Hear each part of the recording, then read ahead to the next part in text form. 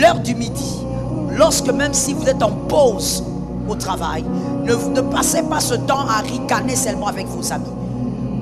Lorsqu'il est midi, retirez-vous un peu, quelque part de seul, et décrétez que vous recevez tout ce qui vous appartient de positif venant d'une nouvelle saison. Refusez tout ce qui est négatif, parce que toute porte spirituelle fait entrer deux types de choses, les choses positives et les choses négatives. Refusez donc l'entrée de tout ce qui est négatif dans votre vie. À midi, ne soyez pas dans la distraction. À midi, si vous avez des enfants qui vont à l'école, priez pour eux. Lancez une parole prophétique et que cette porte permette l'entrée d'une nouvelle saison dans la vie de vos enfants.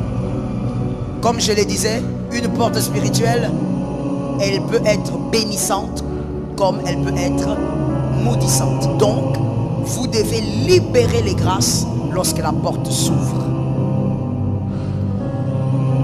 Il y a donc trois portes majeures qui s'ouvrent, que vous le sachiez ou pas, ces portes s'ouvrent.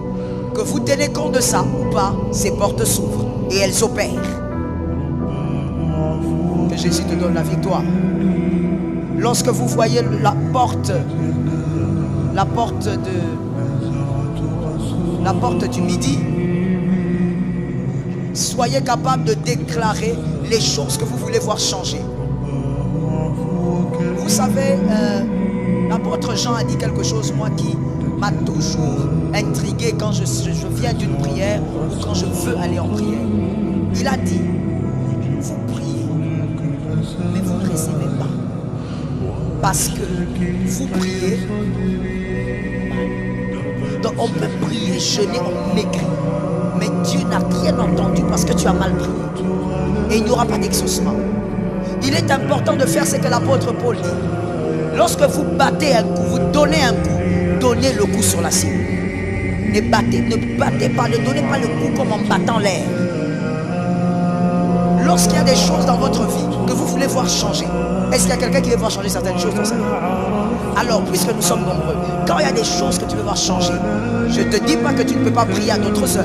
Tu peux prier à toutes les heures. La Bible dit prier sans cesse. Mais moi, je te parle des portes qui s'ouvrent. Parce qu'il y a des heures où les portes sont ouvertes et il y a des moments où les portes se referment. Lorsque c'est midi, tu peux en profiter pour déclarer que la saison doit changer dans ce domaine-là. Parce que c'est une porte ouverte pour changer les saisons. Abraham a vu ces trois hommes.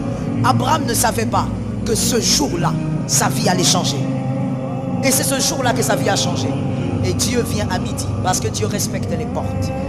Est-ce que quelqu'un m'entend?